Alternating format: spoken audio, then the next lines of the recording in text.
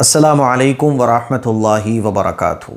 Sunday comment box के एक नए एपिसोड के साथ मैं एम कासमी आप लोगों की खिदमत में हाजिर हूँ। मुझे उम्मीद है कि आप लोग खैर आफियत से होंगे। मैं अल्लाह ताला से दुआ करता हूँ कि अल्लाह ताला आप लोगों को अपने हिफ्ज़ व अमान में रखे। सवालों का सिलसिला शुरू करने से पहले मैं एक अपील आप लोगों से करना चाहता हूँ। जैसा कि आप लोगों को पता है कि SIR का सिलसिला कई सूबों के अंदर शुरू हो चुका है, तो हमारी बड़ी ज़िम्मेदारी ये बन जाती है कि हम SIR के इस काम में शरीक हों, अपना वोट भी बनवाएं, अपने दूसरे लोगों का ताउन भी करें, उनकी भी मदद करें। SIR से घबराएं ना, बल्कि SIR को समझें। इसमें एक सबसे बड़ी चीज़ जो हमें समझनी है वो ये कि 2002 से लेकर 2004 के बीच में SIR हुआ था। तो पहला काम जो आपको करना है वो ये कि 2002 की लिस्ट में आपका नाम है, आपका नहीं है तो आपके अब्बा का नाम है, आपके अब्बा का नहीं है तो आपके दादा का नाम है, दादा का नहीं है तो घर ख़ानदान में चचा का, ताऊ का, भाई का, दादा के अब्बा का, परदादा है ना, या दादा के भाई का, दादी का, किसी का तो होगा। और 99% जो है ना वो हमारे बड़ों का नाम 2002 की लिस्ट में है। अगर आपका 2002 की लिस्ट में नाम है तो घबराने की ज़रूरत ही नहीं है। अब आपको क्या करना है, वो BLO से फॉर्म लेना है, उनको बताना है कि देखो 2002 की लिस्ट में हमारा ये नाम है। अब आपका कोई डॉक्यूमेंट नहीं लगेगा, बल्कि वही फ़ोटो कॉपी होके आपके फॉर्म पे लग जाएगा, आपको डॉक्यूमेंट देने की ज़रूरत नहीं है। या आपके अब्बा का नाम है, आपके दादा का नाम है, तब भी वही 2002 की लिस्ट में आपके घर ख़ानदान में से जिसका भी नाम होगा। और मैंने बोला कि 99% लोगों का नाम है ना। अब आपके घर ख़ानदान में किसी का भी नाम है तो आप वो फ़ोटो कॉपी निकाल के आप फॉर्म पे लगा दीजिए। डॉक्यूमेंट 11 जो डॉक्यूमेंट्स की लिस्ट है वो उनको देना है जिनके घर ख़ानदान में से किसी का नाम भी 2002 की लिस्ट में नहीं है। और इस तरह के लोगों की भी बड़ी तादाद है। तो कुल मिला के ये है कि SIR का जो काम चल रहा है इसमें आप बढ़ चढ़ कर हिस्सा लें। डॉक्यूमेंट्स पूरे कराना, डॉक्यूमेंट की कमियों को दूर करना, ये हम सब की ज़िम्मेदारी है। इस्लामी ज़िम्मेदारी भी है और क़ानूनी ज़िम्मेदारी भी है। अल्लाह के नबी सल्लल्लाहु अलैहि वसल्लम से एक मरतबा एक साहबी ने पूछा, या रसूल अल्लाह, मैं अपने ऊँट को बांध कर खूंटे में अल्लाह पर भरोसा करूँ या खुला छोड़ के अल्लाह पर भरोसा करूँ? तो अल्लाह के नबी ने इरशाद फरमाया कि पहले ऊँट को खूंटे से बांधो, उसके बाद अल्लाह पर भरोसा करो। तो दुनिया के असबाब इख्तियार करके फिर अल्लाह पे भरोसा करना, ये ईमान वाले की पहचान है। सुस्ती फैलाए रखना, हाथ पे हाथ धर के बैठे रहना, घरों से बाहर ना निकलना, कोई काम ना करना और फिर कहना अल्लाह मालिक है, ये गुनाह की बात है। दुनिया के असबाब इख्तियार करके यानी कोशिश आप इतनी कर रहे हो लेकिन अल्लाह पे कोई तवक्कुल नहीं, ये भी गलत बात है। दुनिया के असबाब इख्तियार करके, पूरी कोशिश करके, पूरी भागदौड़ करके, जो कमियां हैं उसको दूर करके, परेशानियों से लड़कर अपनी चीज़ों को करेक्ट कराइए, बाकी फिर अल्लाह पे भरोसा कीजिए। ठीक है, बात समझ आ रही है? परेशान बिल्कुल नहीं, टेंशन बिल्कुल नहीं, बिल्कुल नहीं। थोड़ी सी परेशानी होंगी, डॉक्यूमेंट का काम हो जाएगा, इसको पूरा करवाइए। पहली मेरी अपील आप लोगों से ये रही। चलिए अब सवालों का सिलसिला शुरू करते हैं। असल में SIR के बारे में ये बताना इसलिए ज़रूरी है क्योंकि हर चीज़ को हम लोग हल्के में लेते हैं। तो हल्के में लेने के बहुत सारे नुकसानात होते हैं। वक्त पर किसी डॉक्यूमेंट की ज़रूरत पड़ती है और वो हमारे पास मौजूद नहीं होता। बहुत सारी गवर्नमेंट की सुविधाएं हमें मिल सकती थी लेकिन डॉक्यूमेंट्स पूरे नहीं हुए। डॉक्यूमेंट्स पूरे हैं लेकिन किसी में कुछ एड्रेस है, किसी में कुछ नाम का प्रॉब्लम है। तो ये तमाम प्रॉब्लम्स आप लोग दूर करें और अपने अपने इलाक़ों में दूसरे मुसलमान भाइयों की भी मदद करें। ठीक है, घबराना बिल्कुल नहीं है। नेगेटिव चीज़ों को सोशल मीडिया से उठा के उसको चर्चा का विषय बिल्कुल नहीं बनाना है। SIR के जो डॉक्यूमेंट्स हैं, जो डॉक्यूमेंटेशन के काम है, इसको पूरा करें। ठीक है, चलिए सवालों का सिलसिला शुरू करते हैं। पहला सवाल जो पूछा है वो पूछा है मदीहा खान ने। थोड़े सवाल ज़्यादा हैं, कोई बात नहीं है, मैं जवाब देने के लिए बैठा हूँ। नंबर 1, क्या चेयर पर बैठकर कुरान पढ़ सकते हैं? जी हाँ, चेयर पर बैठकर कुरान पढ़ सकते हैं।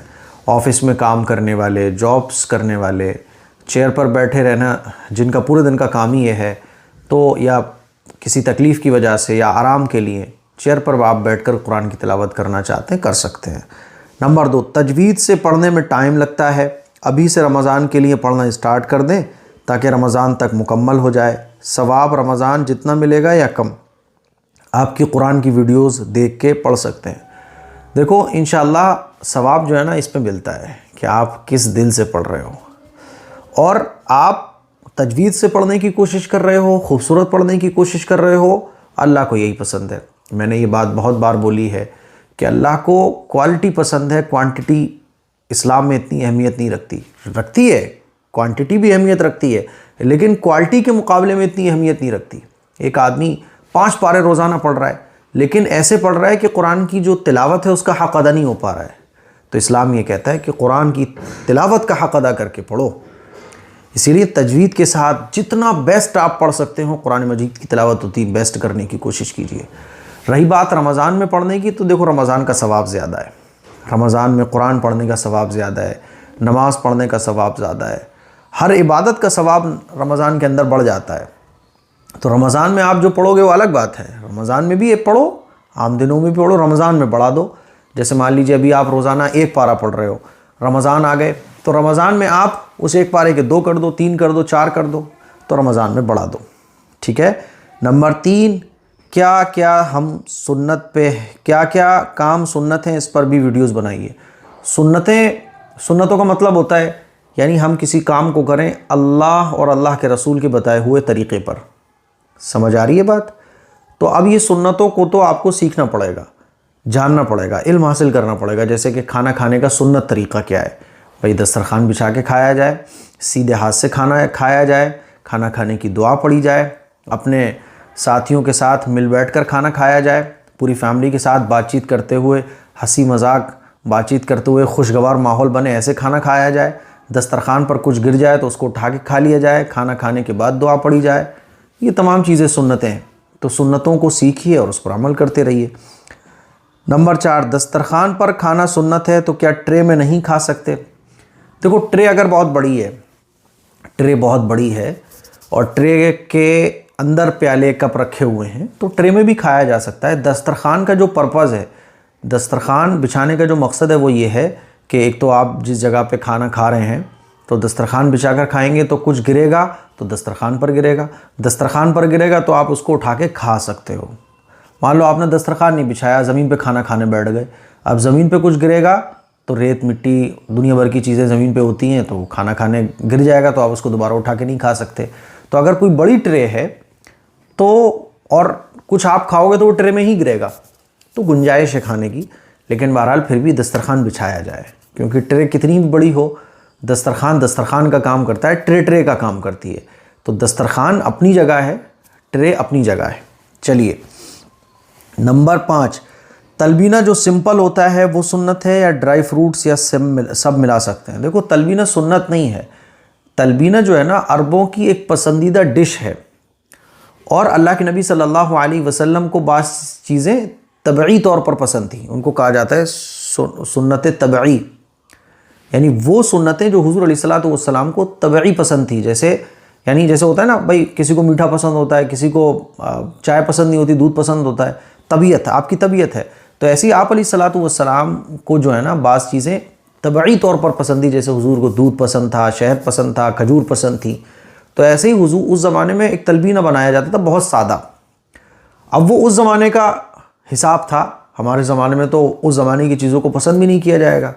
तो तलबीना असल में एक ताकतवर जो ना डिश थी, एक जो ताकत देती थी। अब हमारे ज़माने में और बहुत सारी चीज़ें अल्लाह की नेमत के तौर पे हमें मिल रही हैं, तो तलबीना आप सिंपल भी यूज़ कर सकते हैं, ड्राई फ्रूट्स वाला भी इस्तेमाल कर सकते हैं। जैसे कि बाज़ लोगों को सिंपल पसंद नहीं आता तो कोई बात नहीं भाई, ड्राई फ्रूट्स वाला पसंद कर लो। असल ये है कि तलबीना अरबों की एक डिश है जो ताकत के तौर पर और मीठे के तौर पर खाई जाती है। जैसे हम लोग जो है ना खाना खा के क्या कहते हैं, भाई मीठा लेके आओ, अरबी जो लोग थे वो तलबीना खाते थे जायके के लिए। ठीक है, तो दोनों तरह से आप इस्तेमाल कर सकते हैं। नंबर 6, अगर किसी ने बिना तजवीद के कुरान पढ़ाया है तो वो फ़ीस यूज़ कर सकते हैं? फ़ीस तो यूज़ कर सकते हैं, लेकिन बग़ैर तजवीद के आपको कुरान नहीं पढ़ाना चाहिए किसी को भी। और तजवीद का मतलब क्या होता है? ऐन आपकी अच्छे से निकल जाए, हा आपका अच्छे से निकल जाए।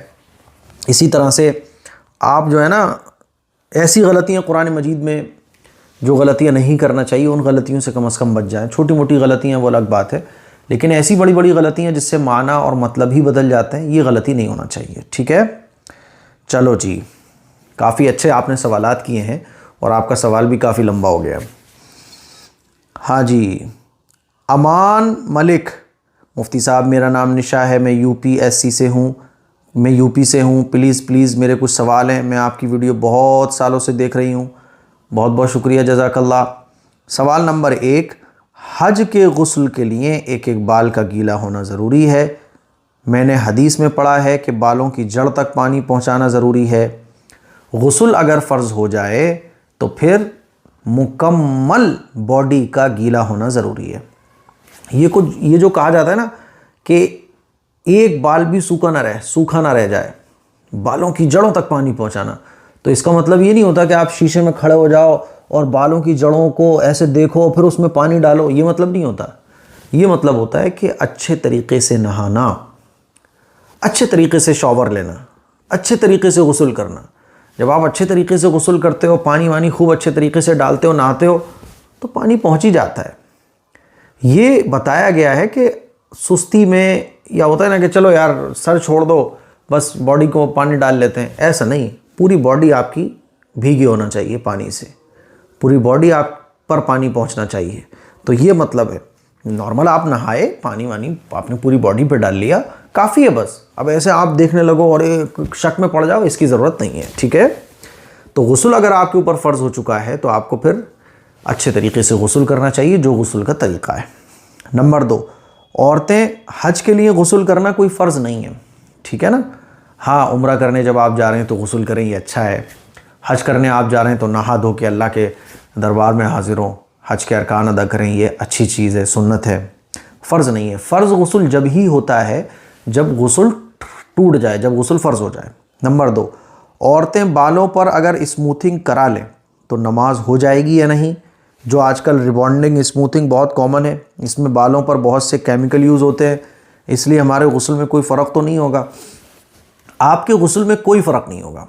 आप रिबॉन्डिंग कराने के बाद, स्मूथिंग कराने के बाद अगर गुस्ल करें, वज़ू करें, तो आपका वज़ू गुस्ल हो जाएगा, इससे नमाज में कोई फ़र्क पड़ने वाला नहीं है। नौशाद खान सकलानी ये पूछते हैं, मुफ्ती साहब क्या बग़ैर वज़ू के मोबाइल में सूरह मुल्क पढ़ सकते हैं? पढ़ तो सकते हैं, लेकिन अच्छा ये है कि गुस्ल करके पढ़ो।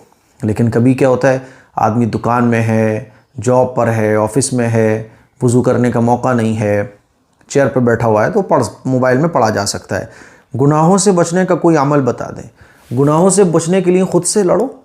ये जो नफ्स में फीलिंग आ रही है कि गुनाह कर लो, इससे लड़ो कि ये क्यों आया, नहीं करूँगा। अब नफ्स कह रहा है कर ले, आप कह रहे हो नहीं करूँगा, वो कह रहा है कर ले, थोड़ा सा आप तैयार भी हो गए, फिर दिल में ख्याल आया, बहरहाल गुनाह हो गया वो, अगली बार फिर ऐसे ही ख्याल आया, फिर आप अपने आप से लड़ो।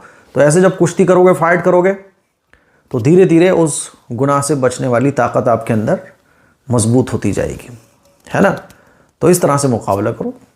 गुनाह का ख्याल आ जाता है, सबके आ जाता है, बड़े से बड़े अल्लाह वाले के आ जाता है, क्योंकि इंसान है ना, सब फरिश्ता तो नहीं है। यही तो कमाल है कि अल्लाह के डर से गुनाह का मन कर रहा है, लेकिन अल्लाह का खौफ, अल्लाह का डर, अल्लाह की मोहब्बत दिल में इतनी है कि उस गुनाह से हम बचे हुए। जैसे रोज़ेदार होता है, प्यास लगती है, भाई कोई रोज़ा रखेगा तो प्यास तो लगेगी ना। दुनिया में कोई ऐसा अल्लाह वाला नहीं है जैसे प्यास ना लगे, प्यास तो लगेगी, इंसान है भाई, प्यास लगेगी, पानी पीने की ज़रूरत पेश आएगी। लेकिन रोज़ा है मेरा, प्यास लग रही है, मैं चाह के भी पानी नहीं पी रहा हूँ, इसी पे तो अल्लाह ने अजर रखा है। फरिश्तों का अजर नहीं मिलता, क्योंकि फरिश्तों के अंदर वो चीज़ ही नहीं है। तो गुनाह करने का मन कर रहा है, तो अपने आप से मुकाबला करो। आप गुनाह की आदत ऐसी ही छूटती है। अल्लाह से दुआ करो कि अल्लाह, ये गुनाह की ख्वाहिश पैदा हो रही है, या अल्लाह ये गुनाह करने का दिल कर रहा है, या अल्लाह मैं गुनाह नहीं करना चाहता, मुझे बचा ले। जैसे हज़रत यूसुफ़ अलैहिस्सलाम ने दुआ मांगी थी, तो अल्लाह की मदद आती है जब आप इस तरह से लड़ते हो, कुश्ती करते हो, ख़ुद से अल्लाह से दुआएं मांगते हो, तो वो ताकत आपके अंदर पैदा हो जाती है कि आप गुनाह नहीं करते और अपने नफ्स पर काबू पा लेते हो, ठीक है। अच्छा भाई, एक बात और मैं बोलना चाहूँगा आप लोगों से, अगला सवाल लेने से पहले। मैं कुछ शॉर्ट वीडियो यूट्यूब पे अपलोड करता हूँ, इंस्टा पर, फेसबुक पर। तो कभी कभी क्या होता है ना कि छोटी छोटी चीज़ें ऐसी रह जाती हैं जो देखने वाले पकड़ लेते हैं, छोटी छोटी कमियां रह जाती हैं। जैसे कि कल ही मैं हर महीने बच्चों की एक दावत करता हूँ, छोटी सी एक बच्चों की पार्टी रखता हूँ, ताकि बच्चे जो है ना कुरान मजीद में, मस्जिद में उनका दिल लगा रहे, बच्चे जो है ना दीन से करीब आएँ। तो उसमें क्या हुआ, बच्चों का एक दावती प्रोग्राम था, पूरी हमने माशाल्लाह दस्तरखान वगैरह बिछाया, तो बच्चों को बेहतरीन अंदाज में बच्चों की दावत थी। तो उसमें जो हमारे एक भाई थे जो बच्चों को फ्रूटी बांट रहे थे, तो एक बच्चे ने मांगी होगी कि मेरे पास फ्रूटी नहीं आई, तो उन्होंने दूर से ही वो फ्रूटी थोड़ी सी फेंक कर दे दी। तो मैं देख रहा था लोग कमेंट कर रहे थे कि सब तो ठीक है, लेकिन उस भाई को वो फ्रूटी फेंक कर नहीं देना चाहिए थी बच्चे को, वो जो है ना वो उसने बहुत गलत किया, वो फेंक कर नहीं देना चाहिए था। तो इस तरह के कमेंट्स आते रहते हैं। ऐसी कभी मेरे से कुछ कमी हो जाती है तो लोग बोलते हैं यार ये आपको नहीं करना चाहिए था। तो देखो बात ये है कि सब इंसान है। अब वो भाई ने अगर फ्रूटी फेंक कर दे दी, ठीक है, नहीं देना चाहिए थी, लेकिन एक आदमी जब बहुत सारे काम कर रहा होता है तो 100 में से 100 नंबर तो कोई भी नहीं लेके आता। सब इंसान है यार, हम लोग, कमियां कोताहियां सबसे होती हैं। हम लोग थोड़ा सा अपना मिजाज नरम बनाएं कि अगर एक बंदा 100 काम कर रहा है और 100 काम जब वो अच्छे कर रहा है तो उसमें से अगर एक आध काम 19-20 हो गया, तो आप ये समझो कि जो बंदा 100 काम करने की कोशिश कर रहा था, तो अगर उससे एक काम थोड़ा सा 19-20 हो गया है, तो जाहिर सी बात है उस वक्त उसकी इंटेंशन वो नहीं होगी। क्योंकि अगर उसकी इंटेंशन वो होती इस तरह गलत करने की, तो वो 100 काम फिर अच्छे करने की कोशिश क्यों करता। इसका मतलब ये कि जब बहुत सारी चीज़ें हम कर रहे होते हैं तो थोड़े बहुत काम ऐसे हो जाते हैं। तो मेरे साथ बाज़ दफ़ा जो लोग लगे होते हैं तो वो बेस्ट कर रहे हैं अपनी तरफ से, पूरी मेहनत से लगे हुए हैं। अब एक आध चीज़ उनकी कैमरे में ऐसी रिकॉर्ड हो गई जो देखने वालों को लग रही हो ये ऐसे उसको नहीं करना चाहिए था, नहीं करना चाहिए था, लेकिन ऐसा हो जाता है। क्योंकि जब आदमी, जैसे आप बारिश में निकलते हो ना, तो आप छींटों से बचने की कोशिश करते हो, आप तो पूरी बचने की कोशिश कर रहे हो, लेकिन ना चाहते हुए भी, 1000 बचने के बावजूद भी इक्का दुक्का छींटें आई जाती हैं, क्योंकि इंसान है भाई हम। इसीलिए नज़रअंदाज और दरगुजर करने की आदत डाली है। तो मैंने एक को कमेंट में जवाब दिया कि भाई जब कोई काम करता है तो छोटी मोटी कमियां हो जाती है, नज़रअंदाज करना चाहिए। तो एक का कमेंट आया, वाह वाह, नज़रअंदाज करना चाहिए, ये नज़रअंदाज करने की चीज़ है, समझ रहे हो। तो मेरे कहने का मतलब ये है कि एक आदमी दीन पर अमल कर रहा है, दीन के कामों को कर रहा है। ऐसे ही उलमा जो सोशल मीडिया पर हैं, टीचर्स हजरात हैं, तो गलतियाँ हो जाती हैं, है ना। वही वो कहते हैं ना कि एक आदमी कोशिश कर रहा है तो वही तो गिरेगा। जो आदमी कौम के लिए कुछ कर रहा है उसी से तो गलतियाँ होंगी। जो कुछ नहीं कर रहा है तो उससे तो गलतियाँ हो ही नहीं सकती ना, वो तो बैठा हुआ है आराम से। इसीलिए हम थोड़ा सा अपना जो मिजाज है वो नज़रअंदाज करने वाला बनाए। बात समझ आ रही है। चलो, जैसे मैं कभी कभी आफिया के साथ कोई वीडियो रिकॉर्ड कर रहा होता हूँ तो लोग बोलते हैं और ऐसा था वैसा था, तो ठीक है, हो जाता होगा कुछ, क्योंकि देखो इंसान परफेक्ट तो कोई भी नहीं है। अब वो भाई ने फ्रूटी फेंक कर दी तो उस पर लोगों के ऐसे कमेंट्स मैंने पढ़े तो मुझे बड़ा अजीब लगा। तो थोड़ा सा अपना मिजाज हम थोड़ा सा अच्छा बनाएं, मक्खी वाला मिजाज ना बनाएं। मतलब ये कि मक्खी देखा होगा आपने, पूरी बॉडी को छोड़ वो ज़ख़म पर बैठेगी। तो हमें ये देखना चाहिए, एक बंदे ने 99 चीज़ें अच्छी कि भाई बहुत अच्छा माशाल्लाह, बहुत अच्छा माशाल्लाह। इक्का दुक्का चीज़ें अगर हमारे सामने भी ऐसी कुछ हो जाए और वो इतनी बड़ी चीज़ नहीं है वो, तो नज़रअंदाज करने की आदत डालिए। हौसला अफजाई, हिम्मत अफजाई अपने लोगों की, काम करने वालों की हौसला अफजाई बहुत ज़रूरी है। चलो अगला सवाल, नौशाद खान सकलैन, मुफ्ती साहब क्या बग़ैर, अच्छा ये तो हो गया ना इनका। चलिए, करिश्मा नदफ़, मेरा ज्वेलरी का बिज़नेस है जो कि ऑनलाइन है, उसमें ज्वेलरी के फ़ोटो स्टेटस पर लगाने पड़ते हैं। कुछ ज्वेलरी सेट पर हिंदू देवी देवताओं के पिक्चर बने हुए होते हैं, क्या ऐसे फ़ोटो स्टेटस पर लगाना चाहिए? इसमें गुनाह तो नहीं होगा? लगा सकते हैं, कोई हर्ज की बात नहीं है। क्योंकि देखो हम जिस मुल्क में रहते हैं तो वहाँ बहुत सारी चीज़ें ऐसी हमें मिलती हैं, ख़रीदनी पड़ती हैं, जिसमें मकसद हमारा वो फ़ोटो सेल करना नहीं है, मकसद हमारा ज्वेलरी सेल करना है। लेकिन वो ज्वेलरी जिस चीज़ पर चिपक कर आई है, जिस पैकेट में पैक है, उस पर वो फ़ोटो लग रहा है, तो इसमें कोई हर्ज की बात नहीं है, क्योंकि असल जो मकसद है हमारा वो ज्वेलरी सेल करना है, तो इसमें कोई गुनाह की बात नहीं है। ठीक है। मोहम्मद अनस, मुफ्ती साहब अगर किसी के दोनों हाथों की नसों में प्रॉब्लम हो गई हो, दोनों हाथ ऊपर के ना उठते हों, आगे की भी ना उठते हों, चेहरे को नहीं धो सकते हों अच्छे से, तो उसका वज़ू का तरीक़ा क्या होगा? आप मेरे लिए दुआ कीजिएगा, सभी से दुआ करवाइए। मैं 5-6 साल से बहुत परेशान हूँ, अल्लाह आपकी परेशानी को दूर करे। भाई सभी लोग इनके लिए दुआ कीजिएगा। देखो, अगर दोनों हाथ नहीं उठते हैं, यानी ऐसे कोई वज़ू नहीं कर सकता है, तो घर में किसी से आप वज़ू करवा लीजिए। ठीक है। या फिर आप क्या करें कि मुंह से नल चला के अपने नल के नीचे ऐसे इस तरह से आप पानी डाल सकते हैं चेहरे पे, है ना। शॉवर चला के आप अपने चेहरे को धो सकते हैं।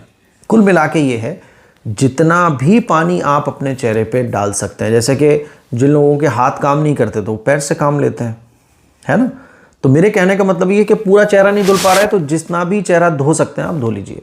और फिर भी मुश्किल हो रही है तो आप फिर चेहरे को आप छोड़ दीजिए, फिर और क्या करोगे आप, अल्लाह माफ़ करेगा। क्योंकि ला युकल्लिफुल्लाहु नफ्सन इल्ला वुसअहा, अल्लाह ने ताकत से ज़्यादा का किसी को मुकल्लफ नहीं बनाया। जैसे खड़े होकर नमाज नहीं पढ़ सकते तो बैठ कर पढ़ लो, बैठ कर नहीं पढ़ सकते तो लेट कर पढ़ लो।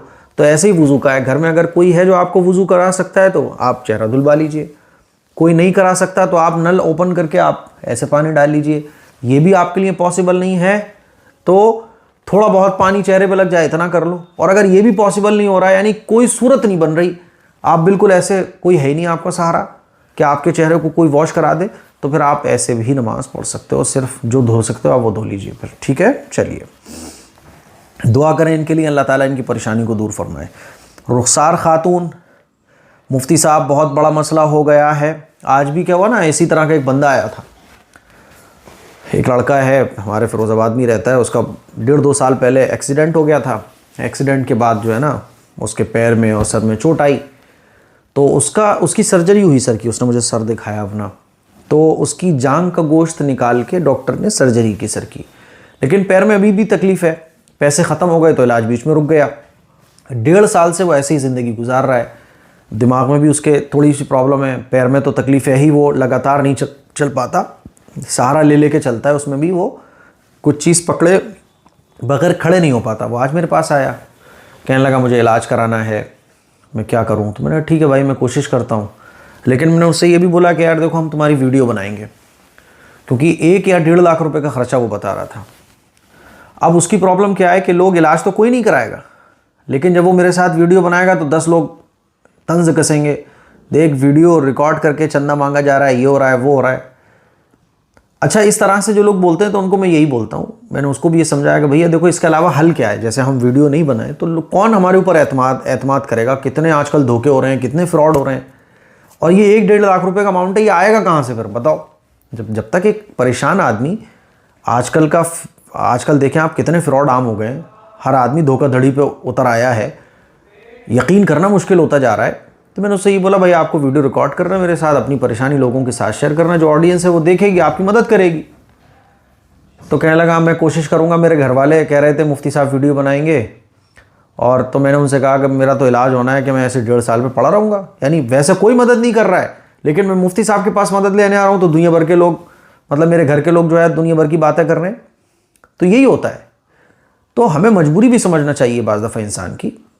और वीडियो मैं इसीलिए बनाता हूँ, जैसे 1-1.5 लाख रुपए चाहिए, तो अभी बताओ 1-1.5 लाख रुपए कैसे आएंगे भाई। मैं कोई विधायक और कोई सांसद तो हूँ नहीं, या मैं कोई इतना करोड़पति अरबपति भी नहीं हूँ कि कितना भी करोड़पति अरबपति होगा वो भी अगर इस तरह से बांटेगा तो ख़त्म हो जाएंगे उसके पैसे। कहाँ से आएगा लाखों करोड़ों रुपया।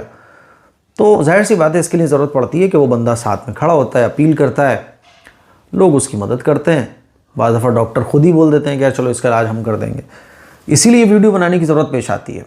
अब देखने वाले का नज़रिया है, देखने वाला अगर दिल में दर्द रखता है, सामने वाले के दर्द को महसूस करता है, तो उसको वीडियो अच्छी लगती है, वो कहता है बहुत अच्छा हुआ कि कम से कम ये वीडियो मुझे मिली है, ऐसे मजबूर लोगों की मदद तो कर सकता हूँ। और जो मक्खी होता है, मक्खी वाला मिजाज, तो वो कहता है देखो देखो देखो वीडियो बना रहा है, देखो देखो वीडियो बना के मदद कर रहे हैं, देखो देखो मौलाना होकर वीडियो बना रहे हैं, ये होता है। चलिए अच्छा जी, रुखसार खातून अगला सवाल पूछती हैं, बहुत बड़ा मसला हो गया है, मैं आपके अलावा किसी के बात पर यकीन नहीं कर पाती हूँ। मेरा सवाल है कि बाथरूम में बदन के उतारे हुए कपड़े एक भी रात नहीं रखना चाहिए, और जिसका कपड़ा बाथरूम में रह जाता है उसको बहुत सारी बीमारियों का सामना करना पड़ता है। इस तरह की ऊल जलूल वीडियो है ना, कुछ भी वो मीम है ना, कुछ भी तो वही है मामला। मैं इंस्टाग्राम पर देख रहा था, अच्छा ये जितने भी ऐसी टेढ़ी मेढ़ी वीडियो है ना, वो इंस्टाग्राम और फेसबुक पर ही चलती हैं। क्या आप बाथरूम में अपने कपड़े टंगे रहने देते हैं? बाथरूम में अगर आपके एक रात भी कपड़े टंगे रहेंगे तो ये हो जाएगा, वो हो जाएगा, जादू आ जाएगा, असर हो जाएगा, शैतान आ जाएगा। तो उस मौके पर मुझे वो जो मीम वाली वीडियो है ना, कुछ भी, वो याद आता है। कुछ भी मतलब कुछ भी चल रहा है। तो इस तरह का कुछ भी नहीं है भाई, ऐसा कुछ भी नहीं है इस्लाम के अंदर। ये जिहालत की बातें, अगर शैतान आना होगा तो जो कपड़े पहने हो ना आप इसी में भी आ जाएगा। मतलब क्या हो जाएगा अगर कपड़े मैंने टांग दिए बाथरूम में, तो क्या है, बाथरूम घर का ही तो हिस्सा है, बाथरूम में इंसान ही जाता है यार। तो ये बिल्कुल फ्रॉड की बातें हैं, जनता को बेवकूफ़ बनाओ। देखो आजकल बेवकूफ़ बनाने से, मैं अगर अच्छी बातें आपको बता रहा हूँ तो लोग बहुत कम जुड़ेंगे, और मैं भी ऐसे ही इधर की बातें उधर की बातें और आपको डराने लगूँ, आपके अंदर खौफ पैदा करने लगूँ, तो बहुत सारे व्यूज़ मेरे ऊपर आएंगे। क्योंकि हमारे इंडिया में जहालत ज़्यादा है, एजुकेशन कम है। बल्कि कमाल की बात यह है कि हमारे मुल्क में एजुकेटेड लोग भी जाहिल हैं, वो इसका इस्तेमाल ही नहीं करते, लॉजिकली कुछ सोचते ही नहीं है, वो ना के बराबर लोग हैं। इसीलिए अंधभक्ति, अंधाधुंध बातें इस्लाम के अंदर भी लोगों ने गढ़ के रखी हुई है, और गैर मुस्लिमों के यहाँ तो इसका भंडार है भाई। तो इस तरह की कोई बात नहीं है। जो इस तरह की बात बोल रहे हैं, एक लगाओ उसके, क्या निकल यहाँ से, मैं मुफ्ती AM कासमी की वीडियो देखती हूँ, निकल यहाँ से। तो इस तरह का कुछ भी नहीं है, ठीक है। सैफ सिद्दीकी, प्रॉब्लम हमारे माशरे में पता है क्या है कि सहाबा के ज़माने में ये था कि अल्लाह के अलावा किसी चीज़ का डर नहीं। हमारे माशरे में क्या है, अल्लाह के अलावा हर चीज़ का डर। आज आप देखिए कि हमारे दिल में, हमारे अंदर अल्लाह के अलावा हर चीज़ का डर है। अगर नहीं है तो अल्लाह का डर नहीं है बस। बाकी कपड़े बाथरूम में लटकाने का डर, काली बिल्ली के निकल जाने का डर, चप्पल उल्टी हो गई उसका डर, झाड़ू उल्टी पड़ी हुई है सीधी पड़ी हुई इसका डर, रस्म रिवाज ना होने का डर, दुनिया भर के डर हमारे दिलों के अंदर हैं। उसकी वजह यही है कि अल्लाह का डर निकल गया। सैफ सिद्दीकी अगला सवाल पूछते हैं, मुफ्ती साहब लकी ड्रॉ हलाल है हराम है? उम्रा करने के लिए लकी ड्रॉ निकालते हैं। देखो उम्रा करने के लिए लकी ड्रॉ जो निकाला जाता है, मिसाल के तौर पे कोई कंपटीशन हुआ, उस कंपटीशन में बहुत सारे लोगों ने पार्टिसिपेट किया, तो एक आदमी को उम्रे का इनाम मिलना है, लेकिन 10 लोग इसके मुस्तहिक है, तो वो लकी ड्रॉ निकालने की शक्ल होती है। तो ये तो जायज़ है। लेकिन एक जुए की शक्ल होती है। जुए की शक्ल क्या होती है, लाओ भाई सब लोग 5-5 हज़ार रुपये लाओ, सब लोग पैसे में लाओ, लकी ड्रॉ जिसका निकलेगा वो उम्रे पर जाएगा। तो ये जुए की शक्ल है, ये गलत है। तो लकी ड्रॉ निकालना सही भी है गलत भी है। अब कैसे निकाला जा रहा है वो आप बताओ। आमिर सोहेल पूछते हैं, मेरा सवाल ये है कि क्या औरत की मजलिस में औरत दुआ करवा सकती है? एक मौलाना ने बोला है कि औरत दुआ नहीं करवा सकती क्योंकि वो इबादत में आदमी से आगे निकल जाएगी। तो मतलब अगर आदमी से निकल जाएगी आगे तो प्रॉब्लम क्या है? मर्द अपनी इबादत करे, वो आगे निकल जाए, ये क्या बात रही? ये अजीब बात है यार। कौन से मौलाना थे वो मौलाना नहीं होंगे। मौलाना की शक्ल इख्तियार करने भी वाले बहुत सारे लोग हो गए हमारे माशरे के अंदर। भाई मजलिस में औरत दुआ करवा सकती है, औरत हर काम कर सकती है। समझ रहे हो? हाँ, कुछ कामों की जिम्मेदारी अल्लाह ताला ने औरतों के ऊपर नहीं डाली है, और जिन कामों की जिम्मेदारी अल्लाह ने मर्दों के ऊपर डाली हैं, औरतों को उनसे महफूज रखा है। उसकी वजह यह है कि औरतों पर अल्लाह ताला ने आसानी का मामला किया है। देखो औरतों के ऊपर कमाने की जिम्मेदारी नहीं है। औरत इमाम नहीं बन सकती। क्यों नहीं बन सकती? इमाम एक बड़ी जिम्मेदारी वाला काम है। तो जो जिम्मेदारी वाले काम हैं औरतों के ऊपर अल्लाह ताला ने बाहर के काम नहीं रखे। मर्दों से कहा है बाहर जाओ, औरतों से कहा घर के कामों को संभालो। तो औरतों के ऊपर अल्लाह ताला ने आसानी का मामला रखा है कि औरतों की ज़िंदगी आसान रहे। बाकी दीन की जितनी चीज़ें हैं, दीन में आगे होने की बात है। औरतें दीनदारी में जितनी आगे बढ़ना चाहें बढ़ सकती हैं। और आजकल के माशरे में तो मैं देखता हूँ कि औरतें ही दीन के मामले में मर्दों से बहुत आगे हैं। दीन पर अमल करने की बात हो, हराम से बचने की बात हो, हलाल इख्तियार करने की बात हो, पर्दे की बात हो, बच्चों की तरबियत की बात हो, आदमी कहाँ फिक्र कर रहा है भाई? एक इज्तिमा होता है, हम औरतों का इज्तिमा करें, औरतें आ जाती हैं। आदमियों का इज्तिमा करते हैं, आदमियों को पकड़ के लेके आना पड़ता है। आप संडे कमेंट बॉक्स में सवाल की बात करें, मर्दों की तादाद आटे में नमक, औरतों की तादाद बढ़ चढ़ के। कुरान पढ़ने वालों की तादाद ऑनलाइन एडमिशन के लिए जब हम ऐलान निकालते हैं, औरतों ही के लड़कियों के एडमिशन आते हैं। स्कूल कॉलेजेस में आप चले जाओ, लड़कियां सबसे आगे। तो ये तो कोई वो तो है नहीं ना आप किसी का हाथ रोक लोगे। जो जितनी कोशिश करेगा वो उतना पाएगा। तो औरतें भी दुआ करवा सकती हैं। कहीं इज्तिमा औरतों ने किया, औरतें दुआ करवाएं, क्या दिक्कत है? आदमी आदमियों में दुआ करवाए। हाँ, नमाज की जब बात आएगी तो औरतें जमात के साथ नमाज भी पढ़ सकती हैं। मक्के मदीने में आपने देखा होगा। समझ रहे हो? तो ऐसा कुछ भी नहीं है कि मतलब औरतें इबादत में आदमी से आगे निकल जाएंगी। ये अलग ही भाई, ये मौलाना का अपना अलग ही चल रहा है। क्या औरतों को मत निकलने तो आगे? अच्छा, औरतें आदमियों से इबादत में आगे निकल जाएं तो क्या करना चाहिए? उनको दुआ मत करने दो, वो दुआ नहीं करवाएंगे। अच्छा जी, औरतों का इज्तिमा रखते हैं मौलाना, उसमें हमारी बीवी आलिमा है, ऐसे कोई आके बोल रहा है हमारी बीवी बयान कर देंगी। मौलाना बोला यार वो औरत तो आगे निकल जाएगी, बयान भी करेगी, वो मेरे मुकाबले पे आ जाएगी। औरतें बयान नहीं कर सकती। तो ये सब खामखा की बात है। औरतें बयान भी कर सकती हैं, कुरान मजीद की तालीम भी दे सकती हैं, मकतब भी चला सकती हैं, हज उम्रे पर ख़वातीन को गाइड भी कर सकती हैं। औरतें औरतों के बीच में जितनी तालीम और ताल्लुम का काम है सब कर सकती हैं। ठीक है। महर पूछती हैं, भाईजान मैं यूपी से हूँ, मेरा नाम समरीन है और मैं 4 साल से आपकी सब्सक्राइबर हूँ, लेकिन संडे कमेंट बॉक्स टाइम पे परमानेंट देखती हूँ और अल्हम्दुलिल्लाह बहुत कुछ सीखने को मिलता है। अल्लाह पाक आपको और आपकी फ़ैमिली को हमेशा सलामत रखे। जज़ाकल्लाहु अहसनल जज़ा मेरी बहन, अल्लाह आपकी इस मोहब्बत को कबूल फरमाए। रेहान फ़ातिमा पूछते हैं, मुफ्ती साहब मैं दिल्ली से बोल रहा हूँ, मेरा सवाल है शौहर के इंतकाल के बाद बाज़ ख़वातीन हाथ से चूड़ियाँ तोड़ती हैं, ज़ेवरात तोड़ना शुरू कर देती हैं जो वो पहने होती हैं, तो मैं जानना चाहती हूँ कि इस्लाम में इसके बारे में क्या है। ये जहालत की बातें हैं। इस्लाम में तो ये है कि जब किसी का इंतकाल हो जाए तो दुआ पढ़ो, इन्ना लिल्लाहि व इन्ना इलैहि राजिऊन, है ना। ज़ब्त करो अपने दर्द को, अपने रोने को ज़ब्त करो।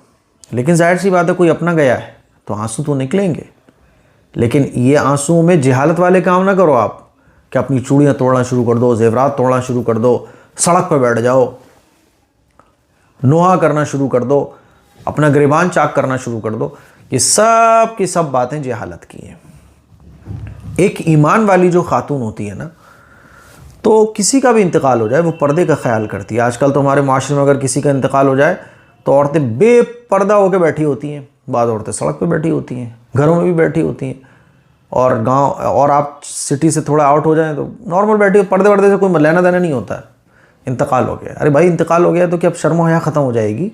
चूड़ियों को तोड़ना, ज़ेवरात को तोड़ना ये गैर मुस्लिमों की काम है। इस्लाम में इन कामों की कोई जगह नहीं है। तो ये जो कुछ होता है वो गलत होता है।